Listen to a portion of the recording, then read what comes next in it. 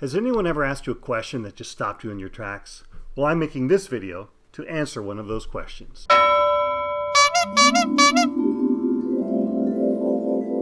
Hey folks, quick recap. If you're not familiar with our channel, I'm Mike Yanovich. I do this channel with Mike Matsdorf. We are both professional editors. Don't let the awesome Apple shirt fool you. We do not work for Apple. I got this at the visitor center across the street from Apple Park.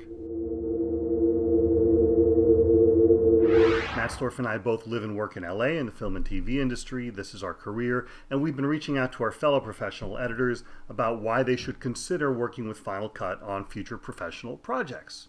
For those unfamiliar with it, Final Cut is radically different. It does not use tracks, and that's the question that prompted this video. I was talking to some folks about this, and I said, Final Cut is so different, it can take a full 2 weeks to really get comfortable with it and learn how to use it. And they asked me something that I couldn't answer. Would a fellow professional who's already making a living at this and already working in Avid or Premiere be willing to invest 2 weeks of time to learn a new system? And I didn't have an answer for that. I think that's a really good question. But it made me think of a different question. Does it have to take 2 weeks?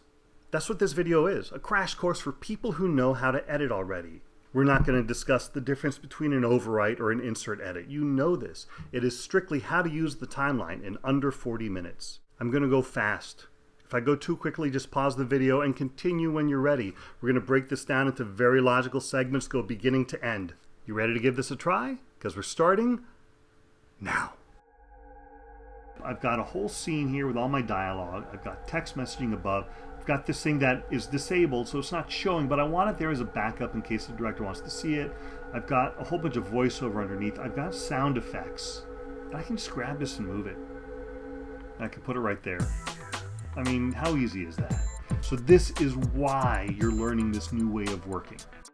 All right, here we go. First thing we need to do is make a new library. This is what you would call a project in Avid or Premiere.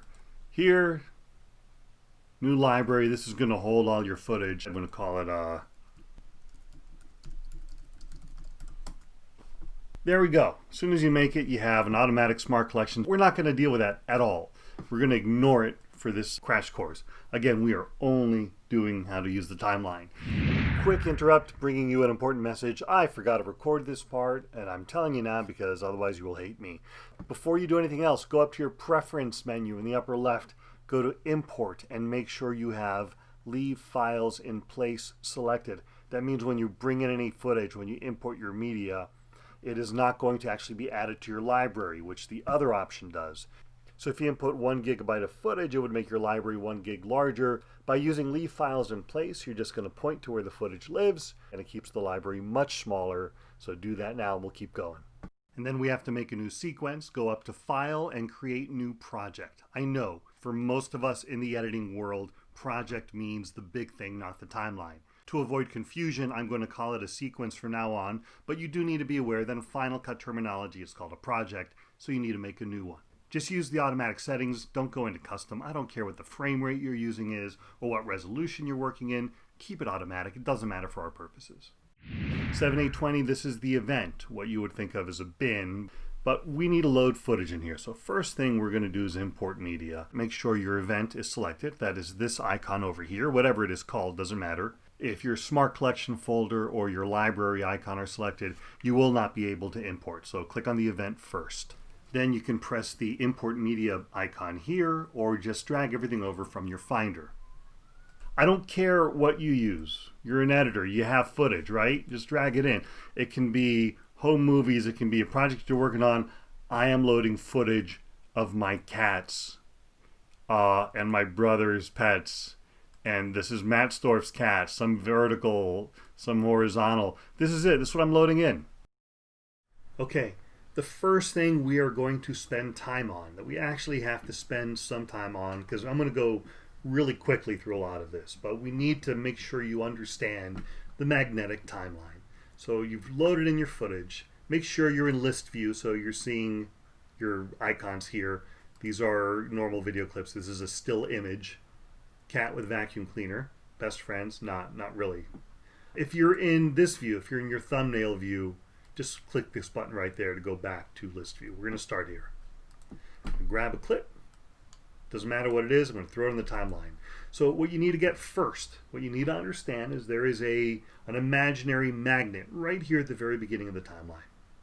Okay, right on the left. So if I grab this clip and I move it to the right, no matter how far I go, that is a powerful magnet. It's going to snap back all the way to the left.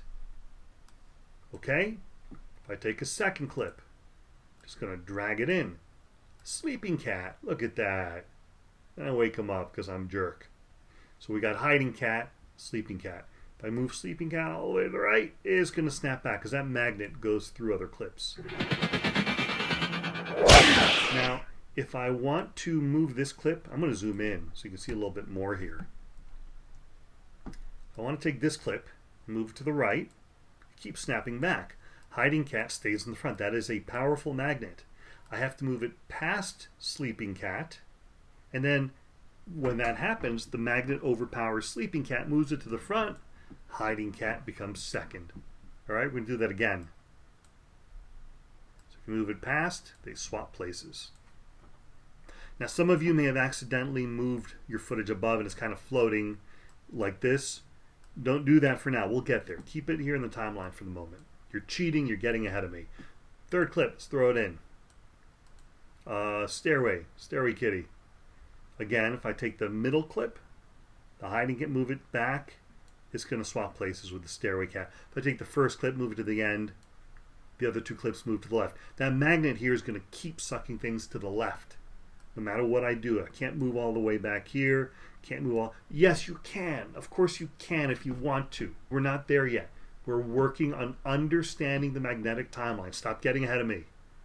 All right? You got this. This is straightforward. And it does not get harder than this. Just understand anything you take out, things slide. If I delete this clip, it slides to the left. There's a magnet there. There's times you don't want that to happen. We're going to get into that, but just understand this. And as it gets complicated, as we add layers of video above and titles and floating things and graphics and audio underneath, it's going to seem to get more complex, but it isn't. It is really this simple. The magnet pulls to the left. That is the basics of magnetic timeline. We are now going to speed up. We're going to go really quickly through this, so grab your footage, follow along, and hang with me. First thing we need to do is, how do you get footage into your timeline? Select, drag. You can drag from the picture above, or you can select from this clip. If you don't follow this, pause and try it again. There's three other ways. You got buttons here. This button here, and if you hold your mouse over it, you'll get your tooltip popping up, is your E button. Q, W, and E are this. This is Q, W, and E. E appends to the end of the timeline. Anything you grab, you hit E, will go to the back. Even if your play bar is up here and you hit E, it will go to the end. W, this middle one right here, is an insert edit. Wherever your playhead is, you hit W or press this button, you will have an insert. You'll see there's no waveform. This is a still image. By the way, yes, you can put video and audio in your timeline, or video or audio. Q will do a connected clip and it will go up above. We'll get there. We're not working on this yet. We'll explain it soon. Hang tight. If you just have sound effects, they're going to go underneath. We're not doing this yet. Hang tight. I'm just letting you know that's what Q does. Q goes above. E, W, and Q, there are your three buttons. This here, Shift 1, 2, and 3. Shift 1 will bring your video and audio in a clip. Shift 2 is video only. Shift 3 is audio only. So if I'm here and I hit Shift 1, and I hit E, it goes to the end. If I hit Shift 2, it will be video only. If I hit Shift 3, it will be audio only, all in the timeline. In addition to Q, W, and E, there is also a fourth option right over here, your overwrite button. You all know what an overwrite edit does. I'm not going to go into that. Here you go, shortcut letter D as in destructive. Done. Lastly, I'm going to go through this really quickly. I'm using the entire clip here. Matt Storff's cat. We got to put the whole thing in, right? Sometimes a little is enough. I for in point, O for out point, Q for connected clip. There you go. We just did a little bit of it. X selects the entire thing. Again, I'm going fast here. Pause if you need. X selects the whole clip. Q for connected clip. Or D for overwrite. There it is on the timeline. And because I'm going so fast, if there's something I forget to tell you, use the help menu. Seriously, how do you clear? I've got my in and out point. How do you get rid of them? Clear. Hey, look right there, clear selected ranges. It will show you what menu item it is under and what the keyboard shortcut is right there. So anything I don't cover, I use this all the time. If I need to record a voiceover and I can't remember where that is, I go up here, I type voice. There's record voiceover, shows me where it is once more. So it's a great way, anything I'm skimming over too quickly, you can find it in the help menu. Just type a key phrase of what you're looking for. And of course, you can always go up here into your commands and customize your keyboard. But we're going to save that for another day, just letting you know it's there. And lastly, I have not been using the in and out points in the timeline. I'm just kind of clicking to where I want to go. And here I am, hit W for insert edit. You can use in and out points. I'm moving over here, hit W. It actually went where the in and out point were. You guys can figure that out. You don't need me to walk you through it. Summary. What have we learned? Here are your buttons to do your editing. Q, W, E, D for David. Shift 1, 2, and 3 over here to select all video or audio only. I and O for your in and out points. Play around with it. Your time starts now.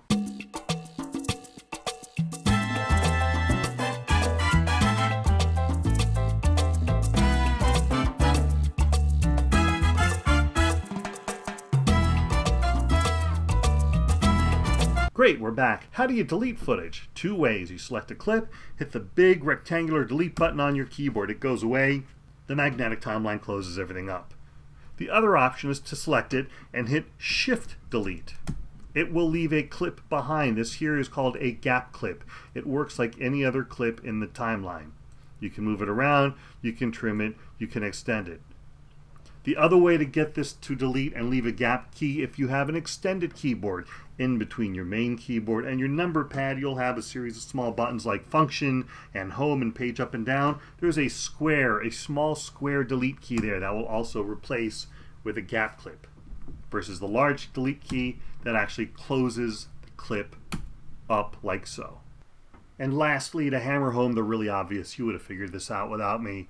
Yes, you can select a clip and delete it, or you can go in a clip and set in and out and delete that section, or even around multiple clips, and you can hit Shift Delete to leave a gap behind. So again, I'm going to pause here for a second and let you play around with deleting things. It's 2 buttons. That was long enough. Let's keep going. We're going to talk about trimming. Here in the main timeline, you want to trim, grab the end, make it longer, shorter. Red means you've run out of media for that. You're not seeing any picture because this is an audio only clip. Same thing with picture. I'm just going to move this over here to the end. Shorter, longer. Front side, shorter, longer. Trim this side, shorter, longer. I've not gone into trim mode. Quick aside, you're going to hear me mention things like trim mode or edit mode or arrow mode or whatever quite a bit here. Matt Storff is very keen on saying these are not modes, they are tools. He is correct. It is the trim tool. Final Cut doesn't really have different modes. I'm not re-recording this. Just replace the word mode with tool. You'll be fine. Okay? You figured that out. You need to trim both sides at once? Yes, you can. You need to go into trim mode. We're in the A mode, arrow mode, which is your primary way to work. Your modes are here. We're going to go to trim mode, or the T key. Now, you can still select one side like before, but you can also select both, and now you'll do asynchronous trimming. Back to A mode. Other ways to trim. I'm going to make this shorter here so you see how this works. So you can click the edges and drag. You can set an in point, out point, and delete. You've just trimmed your clip. You know how else you can trim? You can select the edge, want to make it 15 frames longer, press the plus button. This display changes, add 15, enter, you just made it 15 frames longer. You can take the edge, you can go here, hit the minus key, this changes to minus, let's say 1 second, you just made it start a second earlier. You want it to start a second later, hit the plus key, 1 second, let's make it 2 seconds. Done, you started 2 seconds later. One more thing you can do with your trim tool, grab a clip, move your mouse left and right to slip the shot, or hold down the option key and you can slide the shot. And remember, if you run into that red bracket, that just means a clip around it is out of media. You've gone to the beginning or end of the clip. And by the way, We're not playing with these clips here yet, but just so you know, if the clips are floating above, you can trim them just by grabbing the edges like you do anything else. Lastly, select one of the edges and double click. This brings you into the Precision Editor mode. Matt Storff loves this mode. I think it's okay. I don't use it very often. You can experiment with this all you want. To get out of it, press the Enter key. There's a lot to play with in trim mode. I'm going to give you a full 20 seconds, and your time starts now.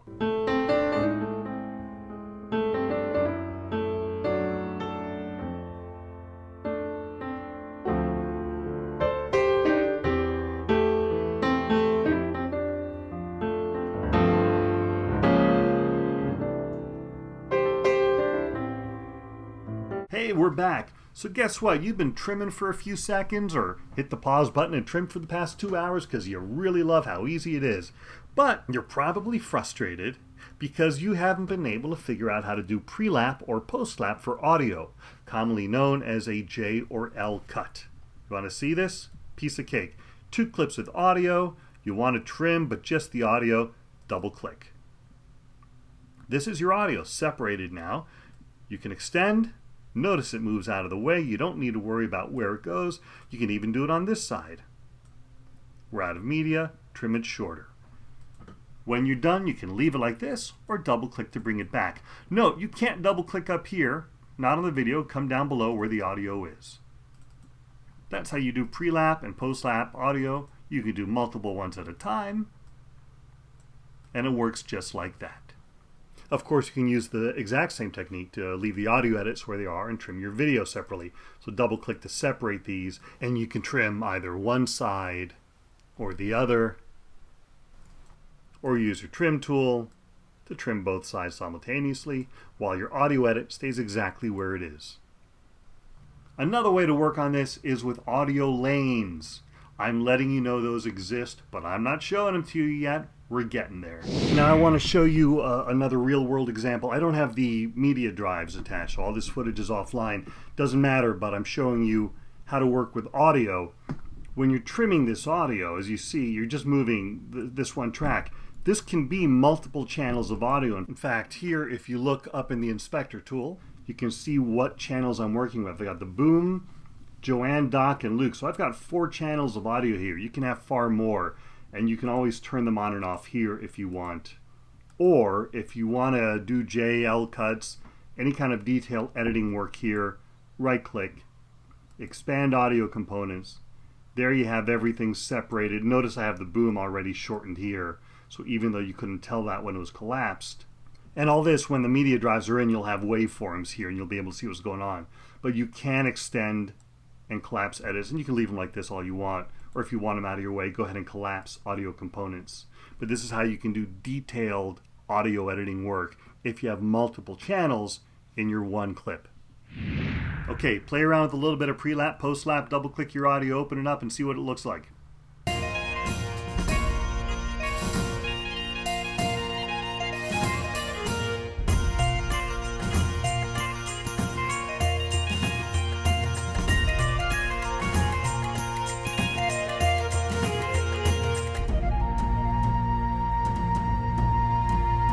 Got it?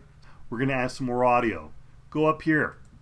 You've got built-in sound effects. The first time you click on this, it's going to take a sec to load them all. My computer's a little old. It's going to take more than a second. There we go. These are all built in. You can use them all you want. Let's look for some long ones. Here's your TRT. 48 seconds sounds just plenty. Go anywhere in your timeline. They come in just like any other video clip. E will append to the very end of your timeline. W will do an insert edit wherever your playhead is, and Q will make a connected clip. In this case, because it is audio, it will go underneath the timeline, not above. Grab a whole bunch of sound effects, throw them in, just kind of see what they look like. Some are long, some are short. Try to keep some longer sound effects in your timeline just because they're going to be easier to see. Now play around with moving them. Very easy to do. Grab and move. Piece of cake.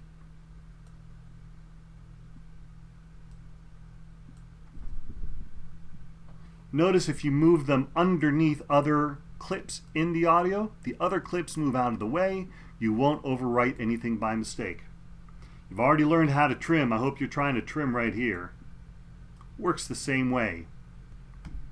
We're at the plus key, minus key, and trim that way with your keyboard. Spend a few moments moving clips around, stack audio clips on top of each other, see what it looks like.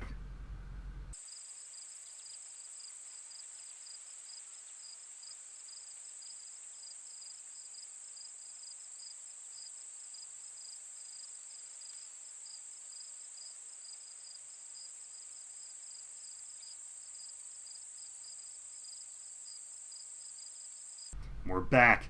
So what these are called connected clips. I've already mentioned it. When you hit the Q button, you create a new connected clip. You'll notice lines right here connecting, literally connecting your clip to whatever's in the timeline. You can connect to an audio clip. I can move this and this connection point changes. You can connect to a video and audio clip. You can connect to audio only. You can connect to a gap clip. You can connect as many clips to the same clip as you'd like. You can connect audio, you can connect video. Notice this clip moved up, but the connection, if you zoom in, is on the clip before. This line shows you exactly where it is connected. What does a connected clip do? Well, it lives with the clip it is connected to. So if I look at this gap, I have 3 audio clips connected to it and 1 video clip. If I move this gap, everything moves with it, no matter where I go. Now they're overlapping these clips, doesn't matter, they live with the connected clip. Let's connect to an actual piece of video. I just move it over there, gonna drag all 3 pieces of audio here to it. Now this one clip has 3 audio connections and 1 video connection. Let us add 1 more video connection above. Done. You will love this when you learn to use it. Note that this clip here is connected to the clip on the timeline, not to the clip directly underneath. If I move this clip out of the way, the connected clip will drop down. It does not attach to anything else. Doesn't matter how many. This clip here works for the same for audio. This audio clip is connected to the clip in the timeline. They're not connected to each other. In fact, they must connect to something in the timeline. That is why I cannot move these clips all the way back here. This is not a gap clip. This is just void. It is currently connected to the last frame of this. The last thing you need to know about connected clips is how to change the connection point. By default, they're going to attach by their very first frame. The first frame the connected clip will attach right there.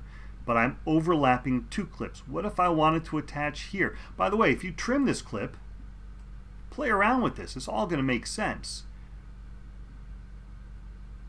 The connected clip isn't moving because it is attached here, not here. But let's say we want to attach this clip right there instead. I don't need to move it. That defeats the purpose. I move over the point where I want to connect, make the new connection, and I hit the Command and Option key at the same time and I click. Done. That little dot tells me it worked. Now it is connected here.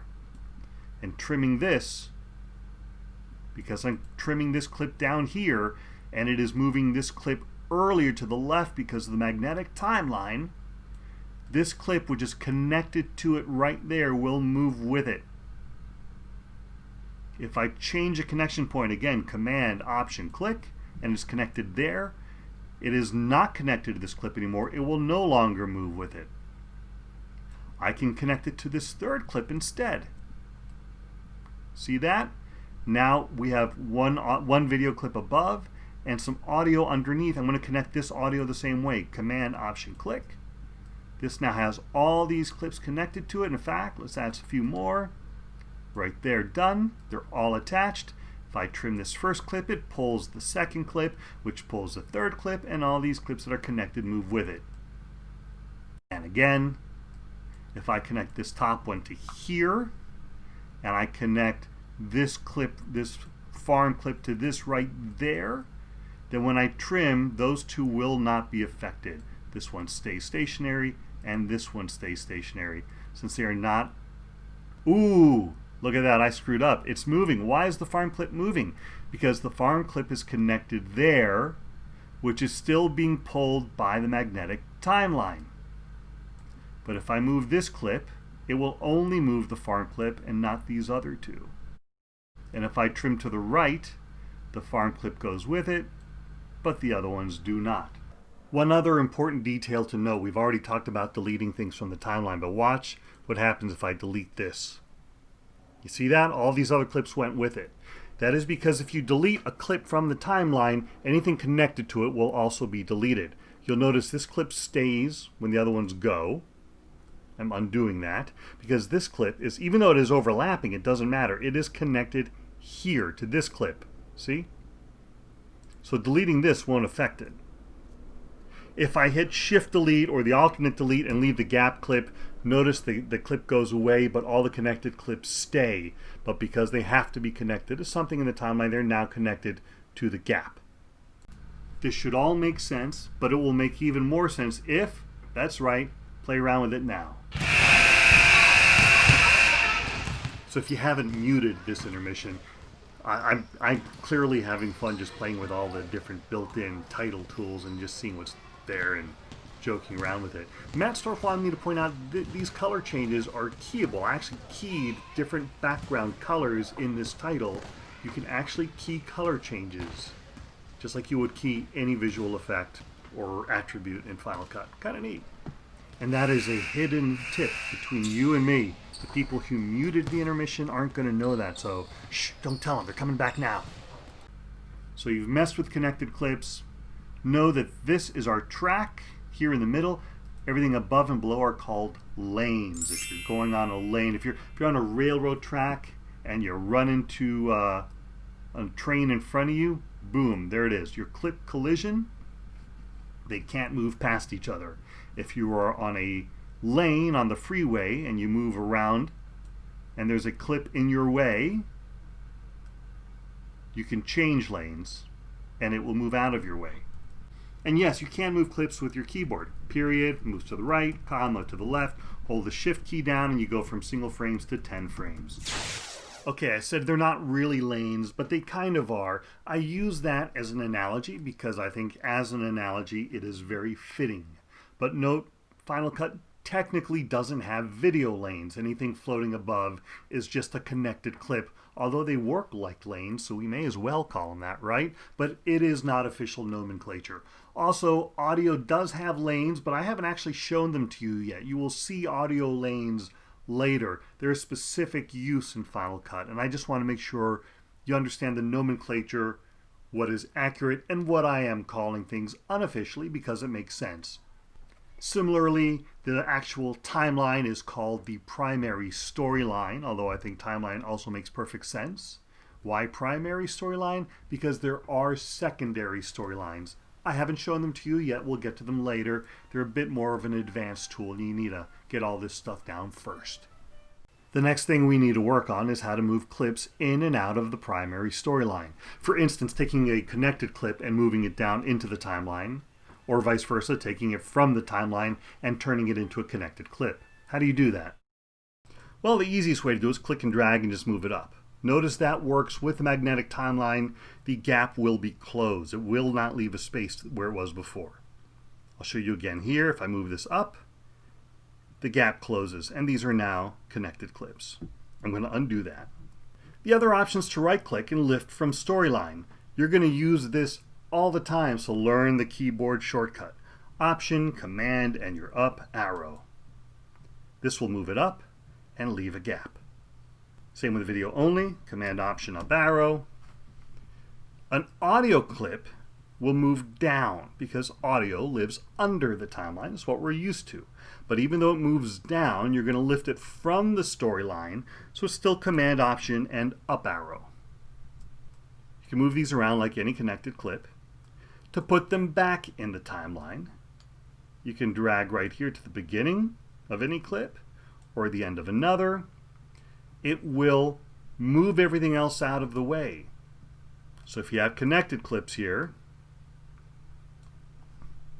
and this is above, and I bring this down in front, the connected clips stay in sync.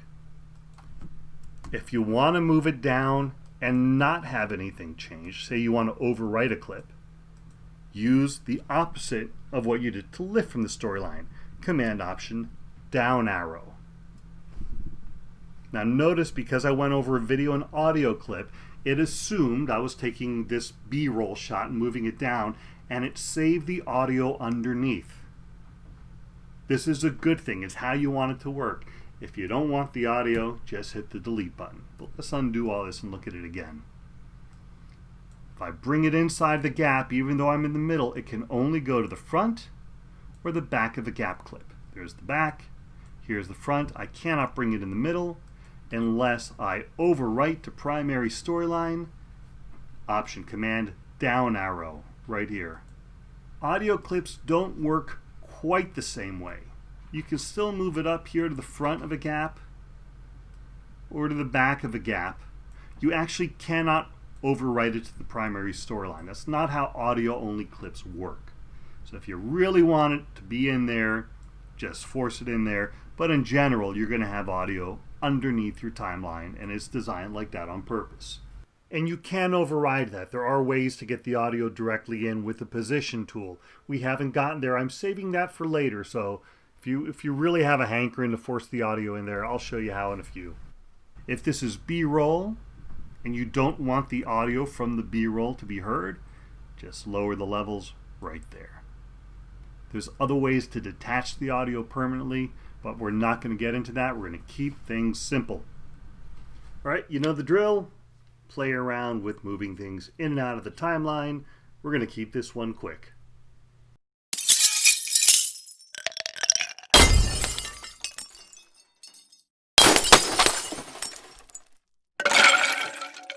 Almost forgot to mention, but you really should know, is your blade tool right here. That will be B for blade. So A for arrow, B for blade, lets you make a cut anywhere you want. On Avid, a similar command would be add edit. You also need to know how to turn off the magnetic timeline. There is times you don't want the magnetic timeline active. You want the magnets temporarily overridden. Meet the position tool, or the P shortcut. This turns off the magnets. You can now move clips anywhere you want, into a gap, above, into the timeline. The audio that we could not force into the timeline, we can now bring back into the middle if you'd like. Connected clips are still connected even with magnetic timeline off. So if you have multiple clips above and below connected to one, they will all remain in sync just like before. To override connected clips, use the tilde key. For those unfamiliar, that is in the upper left of your keyboard, above the tab key and below the escape key. Notice while I have the position tool on, if I grab this, everything's still connected. If I use the tilde key, the connections are temporarily disabled until I let go of the tilde key. Going back to the trim tool, the letter T, if I slip the shot back and forth, the connected clips stay where they should be. Unless I hold the tilde key down, then they will remain in place while I slip the shot underneath. And you'll remember, while using the trim tool, you can hit the Option key to slide the shot. If you want to temporarily turn off the connections, you have to hit Option and tilde at the same time. And because Option is a modifier for the keyboard, you have to hit the tilde key first and then the Option key, and it will work. Or if this is a feature you use often, I would modify the command in your command palette to something simpler, perhaps a single keystroke. Play around with this. Give it a few moments.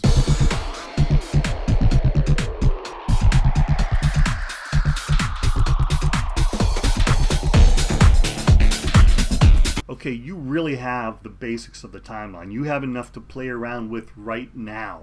But I want to show you a couple of last things. V, to disable clips. I've left this clip here, but I've turned it off.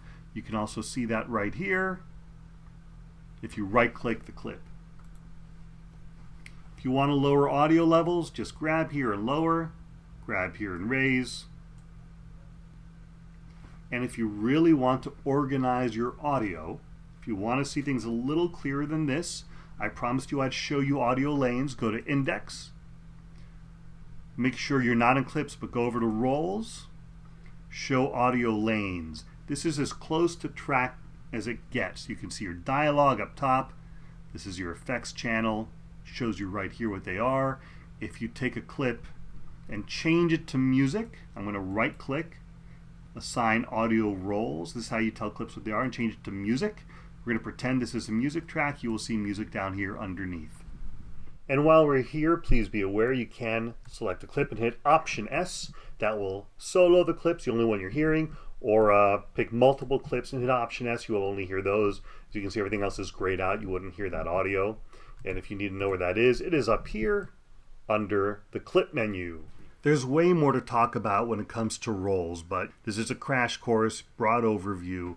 You can learn the details of roles later. Just know that your days of having to select a track for every edit are over.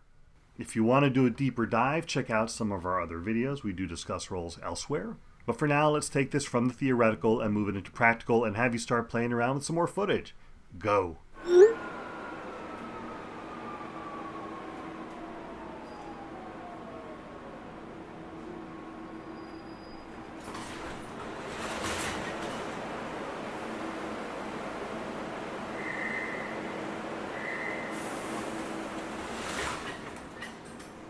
We're back, and I'm going to show you two final things and then a real world example. I'm going to set you loose on the world. First, I'm going to show you secondary storylines, and then I will show you compound clips.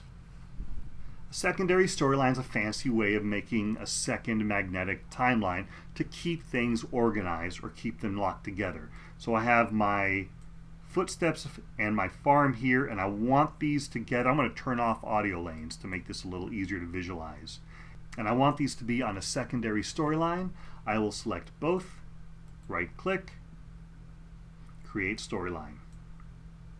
Visually, you'll see we have this gray bar around them. These are now connected. I just grab the bar and both move with it. In fact, this is a new magnetic timeline. I can trim and the other clip goes with it, as opposed to two clips next to each other here. When you trim one, the other is not affected, because that only works on the magnetic timeline. I can delete the gap in between, it will close it up. Undo that. I can expand the gap, it will make it longer. I can take another clip and drop it in. Another really great use for secondary storylines is for music edits. Let us pretend this is my song that I'm using here, Subway Interior. It's a beautiful classically oriented piece with lots of soft violins and people yelling, "Hey, I'm walking here." But I've got a couple of edits in this music. I don't need this part. This part here is perfect. It lines up right where I need it to go. Here we have the beautiful moment where the subway doesn't wait for me and I'm forced to wait on the platform for the next one. And this song, all these edits are perfect. And anytime I want to move them, I have to grab them all and move them, like this. But notice I have this one attached to one clip, and this connected clip's connected over here, as is the third. If I were to move the second clip, or if I were to trim this, my music edits are all messed up. Isn't that horrible? I mean, I spent all this time making the perfect music edit, and now they're broken. So what I'll do is select these three, create a storyline, or hit Command G for your shortcut. There it is. There's the bar around it. So now, no matter what I do with this trimming, my music edits stay perfectly aligned. Isn't that beautiful? What a great use for this. You will not be surprised to learn this works identically in the video area. If you have a couple of connected clips above, right click, create storyline. There you have the gray bar letting you know these are indeed connected and on their own magnetic timeline. I will undo all that. And instead of creating a secondary storyline, if you select two clips or more at the same time and use Command Option up arrow to move them out at the same time, they will automatically be put in a secondary storyline. I'm going to undo that and do it with all these clips. In fact, let's add the gap and these two clips at the end. If I hit Command Option up arrow now, all of them are in the secondary storyline. It works just like any other, like a primary storyline. It's just floating above. This is, the secondary storyline is a connected clip. So if I connected right here and I move this clip below, the secondary storyline will move with it. On a secondary storyline, clips cannot overlap, just like they cannot overlap on your primary timeline. So what if you want to take overlapping clips, say a music edit, let's pretend this is all one song, and I have this complicated series of music edits here. And I want to keep all these together exactly like this. I cannot do a secondary clip, it won't allow me, but I can do a compound clip. Complex music edits. Done. Notice the new icon, that is a compound clip. Other NLEs would call this a nested clip. It is movable as one piece. You can jump into it by double clicking. You'll see the name change here from your sequence before. There is your actual sequence. You can make any changes here that you want. You can hit this button to go back to your timeline. And there it is with the changes incorporated into it. And without overwhelming you with too much detail, you should know that compound clips can include video and or audio, whatever you'd like. It can be 1 or 2 clips long, it can be an entire edited scene, it could be the whole reel of a film. So I can grab all this here, right click, new compound clip, look here, and there you go, there's your compound clip. And as I said before, you can break it apart. Shift Command G. Yep, you're going to have to learn some new keyboard shortcuts, you're going to be just fine. These are all related. Compound clip is Option G. A new secondary storyline is Command G. And then to break it apart, Shift Command G.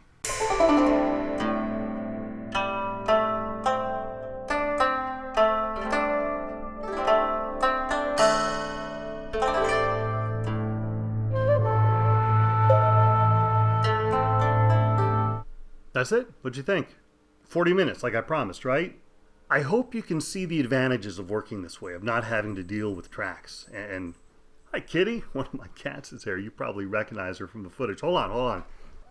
Athena says hi. Oh, that's very improper. Closer. There you go. That's better.